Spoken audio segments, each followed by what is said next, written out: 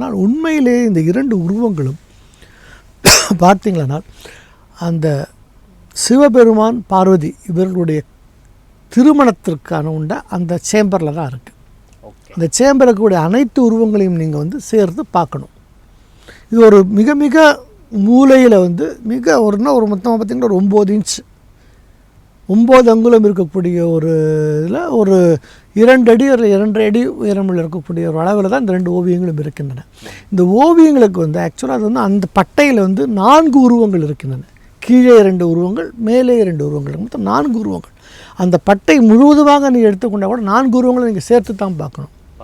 அதுலேருந்து 2 தமிழ் தனியாக பிரித்து பார்த்தனால வந்து ஒரு தவறு. இது 4த்தையும் சேர்ந்து பார்த்தவர்கள் வந்து இது வந்து சனகாதி மன்னர்களுடைய குமாரர்கள் என்று கூறுகிறார்கள். அதுவும் கிடையாது. இது வந்து அந்த ஒரு கார்னரில் வந்து சிவபெருமானுடைய திருமணம் நடக்கின்றது. சிவபெருமானுடைய திருமணத்தை பார்ப்பதற்காக அந்த மண்டபத்திலே வந்து மாடங்களிலிருந்து பெண்களெல்லாம் மிக அழகாக பார்க்க அதெல்லாம் தீட்டப்பட்டுள்ளது. மற்ற தேவர்கள் 30 கோடி தேவர்களும் வந்து அந்த மண்டபத்தில் இருக்கால். இவர்களைத் தவிர அந்த மண்டபத்திற்கு மேலே ஆகாயத்தில் வந்து பலவிதமான